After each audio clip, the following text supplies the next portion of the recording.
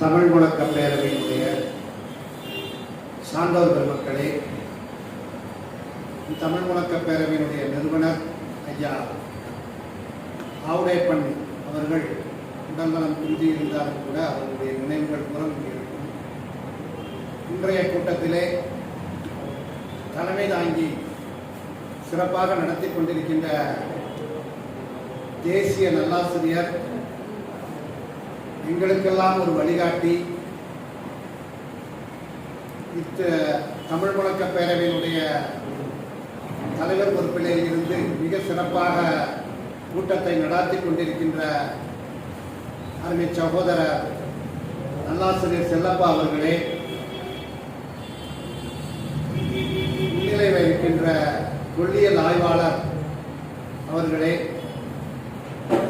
செயலாளர் ரவிச்சந்திரன் அவர்களே,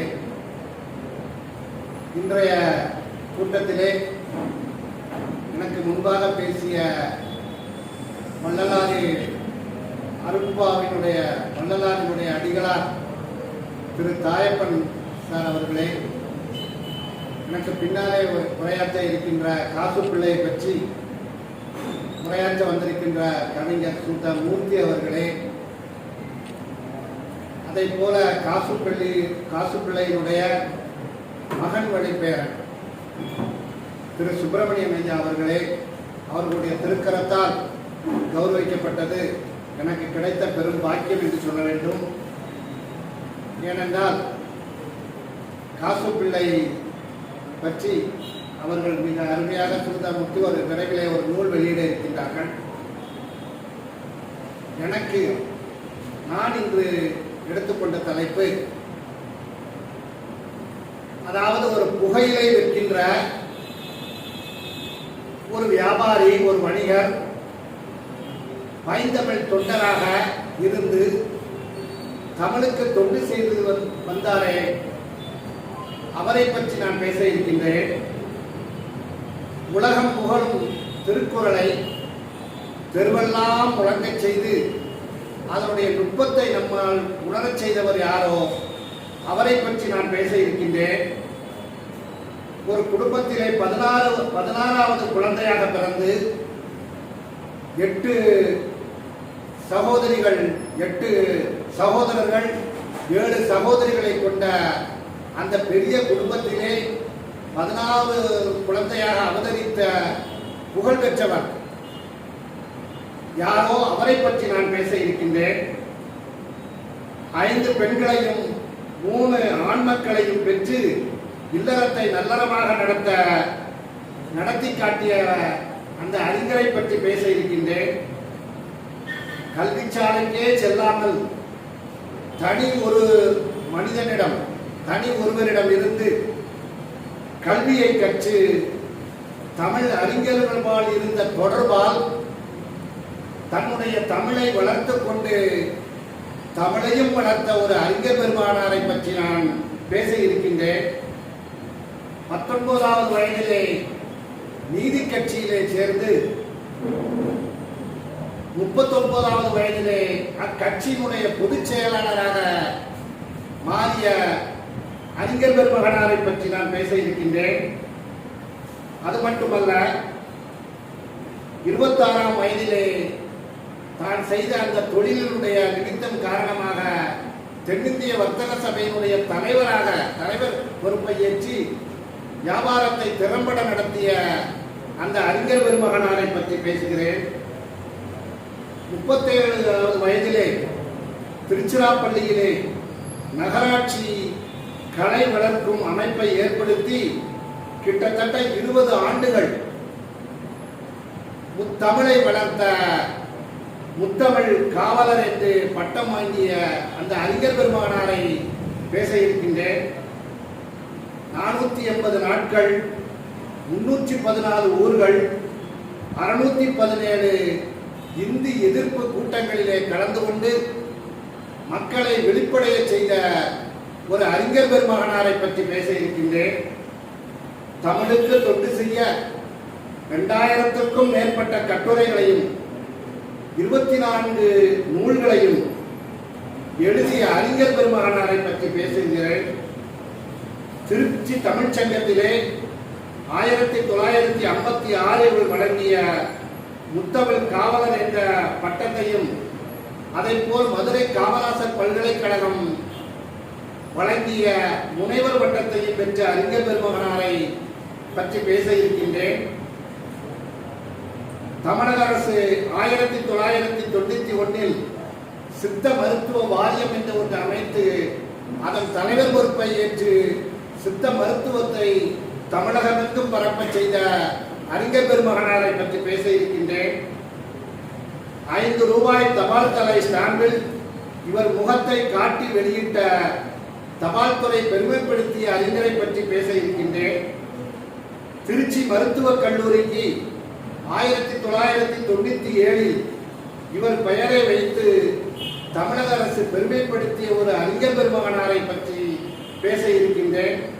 தமிழுக்காக தமிழ் நூல்களை சிறப்பாக எழுதிய அறிஞர்களுக்காக இவர் பெயரிலே 2000 ஆண்டு முதல் விருது வழங்கி தமிழக அரசு கௌரவப்படுத்திய ஒரு அறிஞர் பெருமகனாரை பற்றி பேச இருக்கின்றேன். இந்த வகையிலே 16 வகையான அற்புதங்கள், அவர் செய்த அற்புதங்கள் எத்தனையோ இருந்தாலும் கூட இந்த 16 வகையான 16வது குழந்தையாக அவர் அவதரித்த விஸ்வநாதன் என்ற ஒரு தமிழ் அறிஞரை பற்றி தான் நான் பேச இருக்கின்றேன். விஸ்வநாதன் அவருடைய தந்தையார் பெரியண்ணன் பிள்ளை வைத்த பெயர் விஸ்வநாதன். தன்னுடைய பெயருக்கு முன்னாலே தன்னுடைய தந்தையார் பெயரை இனிஷியலாக மட்டும் போட்டுக் கொண்டால் போதாது. அவர் சிறுவயதிலே இருக்கின்ற பொழுது அவரை சீராட்டி பாராட்டி வளர்த்து ஒரு தமிழ் அறிஞராக உருவாக செய்த பெருமை அவருடைய 2 பெரியப்பா, அதாவது பெரியண்ணனுடைய 2 சகோதரர்கள், ஒருவர் கிருஷ்ணபிள்ளை, இன்னொன்று ஆறுமுகம் பிள்ளை. ஆக கிருஷ்ணபிள்ளை, ஆறுமுகம் பிள்ளை ஆகியோருடைய முதல் எழுத்தையும் தன்னுடைய பெயருக்கு முன்னாலே சேர்த்த ஒரு பெருமகனார் விஸ்வநாதன் அவர். ஆக இப்பேற்பட்ட புகழ் படைத்தவர். எல்லாரும் அம்மா இன்சியல போடுவாங்க, ஊரை பத்தி இன்சியல் போடுவாங்க.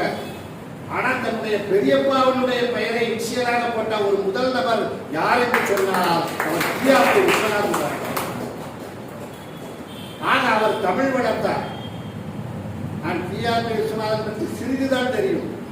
ஐயா நல்லாசிரியர் செல்லப்பா இறந்தால் அவர் மிகப்பெரிய ஒரு கடல், வரலாற்று கடல். எனக்கு ஆச்சரியம் என்னவென்றால் அவர்கள் ஒவ்வொரு நிகழ்வுகளையும் அந்த வருடத்தோடு குறிப்பிடுவார்கள். இந்த காலத்துல இது நடந்தது, இந்த காலத்துல இது நடந்தது. 1918 அவளுக்கு 10 படி. அவள் குமரியானந்தன் இருக்கின்ற பொழுதே பல்வேறு பள்ளிகளுக்கு நாங்கள் எல்லாம் அப்போது சிறப்பு சொற்பொழிவாக அவர்கள் செல்லுகின்ற பொழுது குமரியானந்தன் பேசுவதற்கு முன்னாலே ஐயா பேசுவாங்க.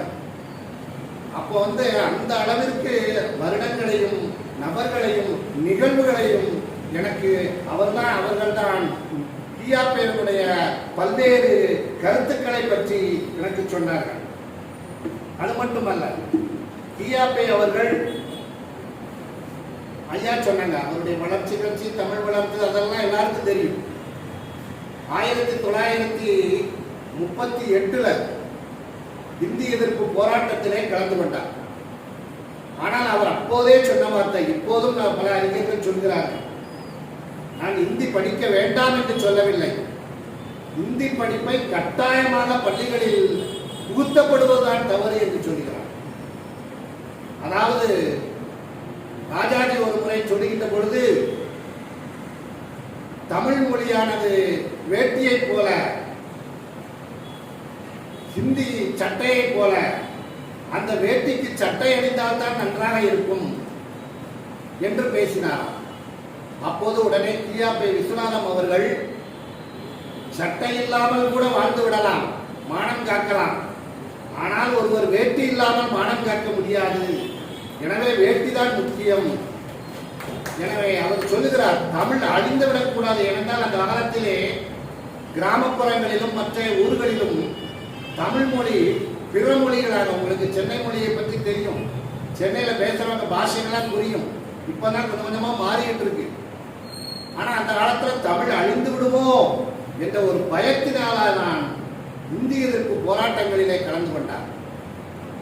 அதை போல அந்த இன்னொரு முறையை ராஜாஜி சொன்னார், தமிழ் மொழியானது இட்லியை போன்றது, இது சட்னியை, இந்தி சட்னியை போன்றது. அந்த இட்லிக்கு எப்படி முக்கியமான தேவை சட்னியோ, அதனால் தமிழ் மொழியோடு இந்தி மொழியும் வேண்டும் என்று ராஜாஜி பேசினார். அப்போது கியாப்பே அவர்கள் சொன்னார்கள், இட்லியை தனியாக கூட சாப்பிட்டு விடலாம், ஒன்றும் தொல்லை இருக்காது. ஆனால் சட்னியை தனியாக சாப்பிட முடியுமா, சட்னியை மட்டும் வைத்துக் கொண்டு சாப்பிட முடியுமா என்று எதிர்கேள்வி கேட்டால் ராஜாஜினால பேச முடியல, பதில் சொல்ல முடியும். ஆக அப்படி சமயோஜித புத்தியோடு மிக அருமையாக கியாப்பே அவர்கள் தன்னுடைய வாழ்நாளிலே 1938 அந்த 17 28 வரைக்கும் 38 இந்திய எதிர்ப்பு போராட்டம், 1965 மீண்டும் ஒரு பெரிய போராட்டம். அந்த இந்திய எதிர்ப்பு போராட்டம் நடக்கும்போது முதலமைச்சருடைய அந்த வீட்டு முன்னாலே போராட்டம் நடத்தணும் அப்படின்னு சொல்லி அறிஞர் பெருமக்களை எல்லாம் தமிழ்நாடு முழுவதும் திரட்டினார். அப்போது கூட நீங்க ஆரம்ப காலகட்டத்தில், இப்போதெல்லாம் பெரியார் பெரியார் பெரியார் என்று சொல்லிக் கொண்டிருக்கிறோம், பெரியாரை நான் தவறாக சொல்லவில்லை. அப்போது அவர் இந்திய எதிர்ப்பு போராட்டத்திற்கு எதிர்மறையாக இருந்தார். இதெல்லாம் பிரிட்டிஷ்காரங்களும் மற்ற ஜமீன்தார்களும் செய்யக்கூடிய வேலை, எனவே போராட்டத்திலே கலந்து கொள்ளாதீர்கள் என்று தடுத்தவர் பெரியார். அதாவது இந்திய எதிர்ப்பு போராட்டத்திற்கு முன்னும் பின்னும் என்று சமீபத்திலே இலங்கையில் இருந்த நடிகர் அவர்தான் முதல்ல ஆரம்பிச்சது போராட்டம். அது கியாப்பே மற்றும் பல்வேறு பேர் உதவி செய்தார்கள். பெரியார் அந்த போராட்டத்திற்கு வந்தவர்களை தடுத்து நிறுத்தி திருப்பி அனுப்பினார் என்று அந்த புத்தகத்திலே வரலாற்று செய்தியிலே போடப்பட்டிருக்கிறது. அதற்கு பின்னால் தான் அவர் உணர்ந்து கொஞ்ச காலத்துக்கு அப்புறம் தான் அவர் இந்திய எதிர்ப்பு போராட்டத்தில் இருந்தார். ஆனால் இப்போது அவர் பெயர் மிக வெளிப்படையாக இருக்கிறது, மற்றவர்கள் பெயர்கள் மறைக்கப்படுகின்றன. அப்படி 1965 போராட்டம் நடக்கின்ற பொழுது 2 மாதம் சிறை சென்றார். அவர் சிறைக்கு செல்லுகின்ற பொழுதுதான் அவருடைய மகள் மணிமேகலைக்கு திருமண நிச்சயதார்த்தம். உறவுக்காரங்க எல்லாரும் வந்துட்டாங்க, நிச்சயதார்த்தம் நடக்கணும். அந்த நிச்சயதார்த்தத்தில் வெற்றிலை மாற்று கை மாறக்கூடியவர் இவர் கியாப்பே தன்னுடைய மகளுடைய அந்த நிச்சயதார்த்தத்திலே பங்கு பெற முடியவில்லை, சிறையிலே இருந்தார். இப்போதெல்லாம் சிறை கண்டிப்பாக காலையிலே பிடித்து மாலையிலே விட்டு விடுவார்கள் என்று ஒரு நம்பிக்கை இப்போது உண்டு. அதனால் தைரியமாக கலந்து கொள்கிறார்கள். அக்காலத்திலே அப்படி இல்லை, போராட்டம் என்றாலே உடனே சிறைவாசம் தான். ஆக அப்பேற்பட்ட சிறையிலே 2 மாத காலம் தமிழுக்காக அந்த இதற்காக அவர் இந்தி எதிர்ப்பு போராட்டத்திலே கலந்து கொண்டார். ஆனால் அவர் சொல்லுகின்ற பொழுதிலே சொன்னார், இந்தி வேண்டாம் என்று சொல்லவில்லை, அதை கட்டாயப்படுத்தாதீர்கள், விருப்பப்பட்டவர்கள் படித்துக் கொள்ளட்டும் என்று முழங்கியவர். அப்புறம் பெரியாருக்கும் இவருக்கும் உள்ள கருத்து வேறுபாடு என்னன்னா, அந்த இவர் கடவுள் மறுப்பு கொள்கையை ஏற்றுக்கொள்ளவில்லை. இரண்டாவது, அந்த கியாப்பே அவர்கள் மற்ற ஜாதி மொழி போராட்டம் அதிலெல்லாம் கலந்து கொண்டார். ஆனால் போராட்டங்களிலே கடவுள் நம்பிக்கை கொண்டவர். ஏனென்றால் அவருடைய தந்தையார் ரொம்ப ஒரு ஆழ்ந்த பக்தி கொண்டவர். அவருடைய வியாபாரம் வியாபாரம் செய்து வந்த கூட்டம், அப்பேற்பட்ட அந்த கூட்டத்திலே அதாவது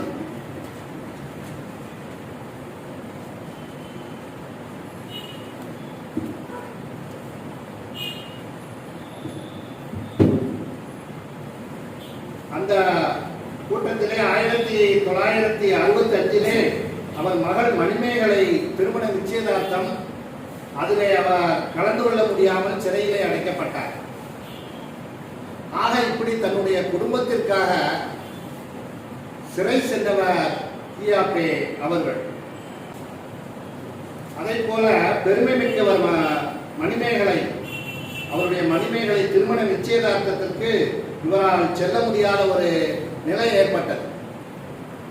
அது மட்டுமல்ல, அவர் அந்த போராட்டத்திலே கலந்து கொள்கின்ற பொழுது இந்த தமிழ் அறிஞர்கள் கூடி ஒவ்வொரு தமிழ் அறிஞர்களும்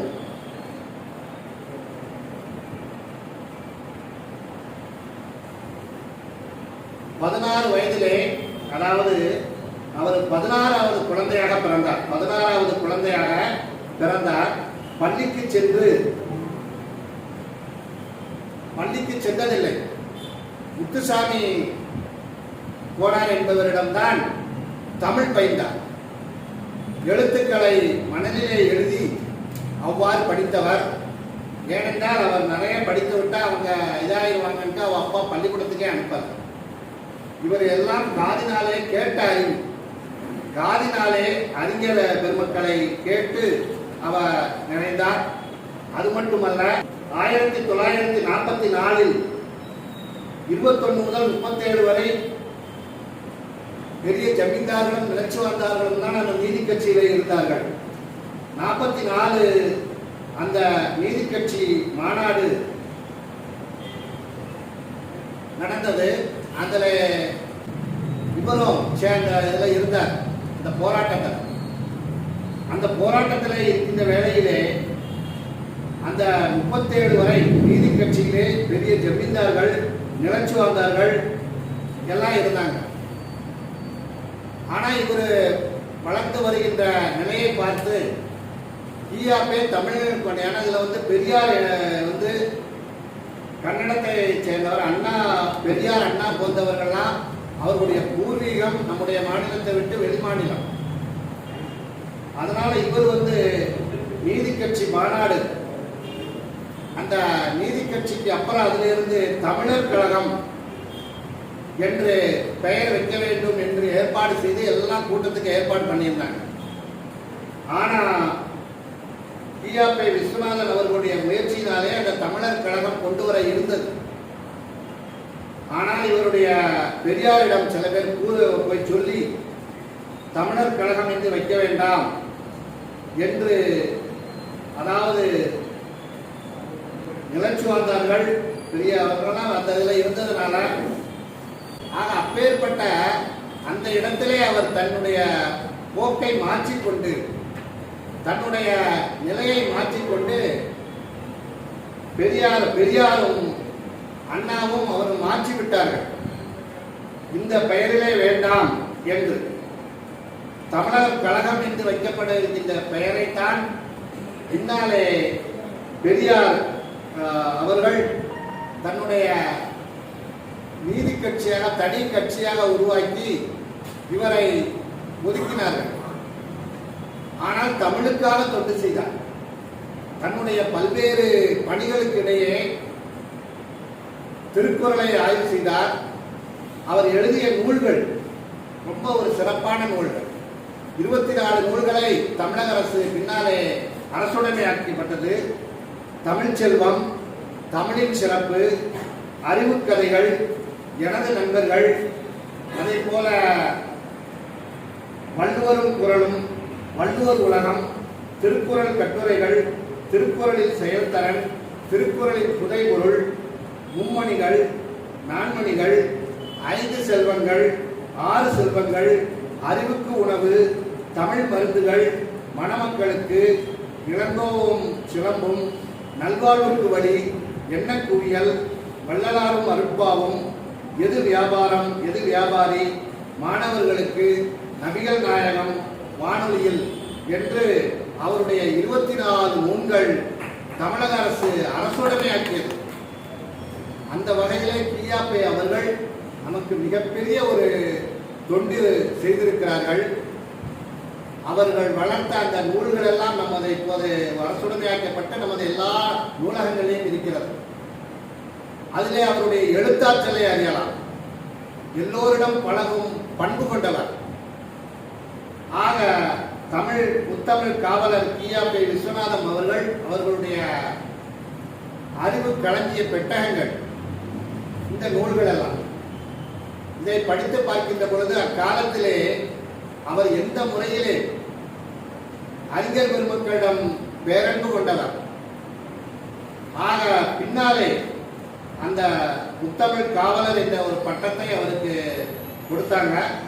இந்த மாதிரி ஒரே குடும்பத்திலே 16வது குழந்தையாக பிறந்தாலும் வீட்டிலே செல்ல குழந்தையாக வளர்ந்து தமிழ் வளர்த்த பெருமை முத்தமிழ் காவலர் ஈ.ஆ.பி. விஸ்வநாதம் அவர்களுக்கு சேரும். அவர்களுடைய தமிழ் தொண்டுக்காக அவர் பெயரிலே இப்பொழுது விருதுகள் 2000 ஆண்டு முதல் ஈ.ஆ.பி. விஸ்வநாதம் விருது என்று விருதினை கொடுத்துக் கொண்டிருக்கிறார்கள். அதை போல திருச்சி மருத்துவக் கல்லூரிக்கு அவருடைய பெயரை வைத்திருக்கிறார்கள். தபால் தலை வெளியிட்டிருக்கிறார்கள். அது மட்டுமல்ல, தமிழக அரசு சித்த மருத்துவத்திலே ரொம்ப ஈடுபாடு கொண்டவர். சித்த மருத்துவத்திலே அதிக ஈடுபாடு கொண்டு இந்த அளவிற்கு, அது பொதுவாக இந்த கலைஞர் ஆட்சியில் தான் சித்த மருத்துவம் கொஞ்சம் வளர்ந்தது. காங்கிரஸ் பிரிவில் கொஞ்சம் மங்கி இருந்தாலும் சித்த மருத்துவம் அதற்கு பின்னாலேயே கொஞ்சம் வளர்ச்சி அடைந்தது. அதற்கு ஈ.ஆ.பி. அவர்களும் முக்கியமான ஒரு காரணம். அதை போல காமராசர் பல்கலைக்கழகம் பள்ளிக்கே செல்லாதவர், அறிஞர் பெருமக்களிடம் தமிழை கற்று கொஞ்சம் கொஞ்சமாக தன்னுடைய அறிவை வளர்த்து கொண்டவர். அப்பேற்பட்டவருக்கு அந்த முனைவர் பட்டம் கொடுக்கப்பட்டது. சித்த மருத்துவ வாரிய தலைவர் பதவியை பெற்றார். ஆக இப்படி தமிழ், இயல், இசை, நாடகமன்றம், அதாவது நூலிலேயே சிறந்திருந்தார். அதான் ரொம்ப சிறப்பு. இயல், இசை, நாடகம் 3 துறையிலும் சிறப்பாக இருந்த காரணத்தினால் கலைமாமணி பட்டம் பெற்றார். அவருடைய அந்த வாழ்க்கை வரலாறுகளை இன்னும் சொல்லிக்கொண்டே போகலாம். நேரத்தின் உண்மை அறிவு கருதி, ஏனென்றால் அடுத்தது காசுப்பிள்ளை அவர்களுடைய இதை பற்றி அவர்கள் பேச வேண்டியிருக்கிறது. அந்த காசுப்பிள்ளையினுடைய ஒரு கல்வெட்டு நமது மாநகராட்சி முதல்ல ஆட்சி பக்கத்தில் ஜங்ஷனில் இருந்தது. அதுக்கப்புறம் அதை எடுத்து கொண்டு போய் தான் அங்கே வச்சாங்க. ஆனால் இன்றைக்கும் தொடர்ந்து அதை செய்து கொண்டிருக்கிறார்கள். அப்பேற்பட்ட ஒரு ஈ.ஆ.பி. விஸ்வநாதம் அவர்களுடைய நூல்கள் படிப்பதற்கு மிக எளிமையானவை. அவருடைய 24 நூல் தவிர மற்ற நிறைய நூல் எழுதியிருக்காரு. 2000 கட்டுரைகளுக்கு மேலே எழுதியிருக்கிறார். அவருடைய கட்டுரைகளை அந்த நம்ம நூல் வாயிலாக படிக்கின்ற பொழுது அவர் தமிழுக்கு ஆற்றிய தொண்டு, அந்த தமிழுக்கு என்ன செய்தார், என்னென்ன வகையிலே உதவினார் என்று, எனவே அந்த வகையிலே ஈ.ஆ.பி. அவர்களை பற்றி அடியே தெரிந்த கருத்துக்களை உங்கள் முன்பாக வைப்பதற்கு ஒரு நல்ல வாய்ப்பினை அளித்த இந்த தமிழ் முழக்க பேரவை என்னுடைய அனைத்து சான்றோர் பெருமக்களுக்கும் நன்றி கூறி, அடியேன் எனக்கு இது ஒரு புது சப்ஜெக்ட் தான். ஏன்னா நான் ஆன்மீகத்தில் தான் ரொம்ப இருப்பேன். ஐயாக்கெல்லாம் தெரியும். கிட்டத்தட்ட ஒரு 300-350 கோயிலுடைய தலபுராணம் எழுதியிருக்கிறேன். சமீபத்தில் இப்போ தொடர்ந்து ஓராண்டாக குமுதம் பக்தி இதழில் தொடர்ந்து கட்டுரைகள் எழுதி வருகிறேன். இந்த இஷ்யூவில் கூட பரிகார கோயில்கள் என்று ஒரு 4 கோயில், பாபநாசம், கீழக்கல்லூர், அப்புறம் களக்காடு என்ற, அப்புறம் சேரன் மகாதேவி மிளகு பிள்ளையார், அதை பற்றி எழுதியிருக்கிறேன்.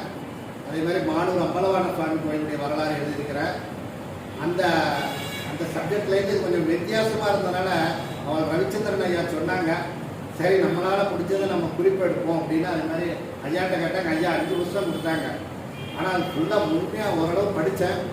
இருந்தாலும் கூட அதில் இன்னும் நிறைய தகவல்கள் சொல்லலாம். ஆனால் அவர்கள் இந்த தமிழ் மொழிக்கு ஆற்றிய தொண்டு மிகப்பெரிய தொண்டு. அவருடைய நூல்கள் எல்லாம் படிப்பதற்கு மிக எளிமையாக இருக்கும். அதனால தான் தமிழக அரசு 24 நூல்களை அரசுடைமையாக்கி அதை மக்கள் அனைவரும் படிப்பதற்காக நூலகத்திலே கொண்டு வந்தாங்க. ஆக அப்பேற்பட்ட ஒரு ஈ.ஆ.பி. விஸ்வநாதம் அவர்களை பற்றி நானும் முழுமையாக தெரிந்து கொள்ளவும், ஒரு சைவ சபையிலே பேசுவதற்கும் ஒரு வாய்ப்பினை அளித்த தமிழ் முழக்க பேரவை சான்றோர் பெருமக்களுக்கும் செவி கொடுத்த உங்கள் அனைவருக்கும் உங்களிடமிருந்து விடைபெறுவது நெல்லை மேத்திகா இந்து கல்லூரி மேல்நிலைப்பள்ளி பணி நிறைவு பெற்ற ஆசிரியர் புலவர் எம் கந்தகுமார். வணக்கம்.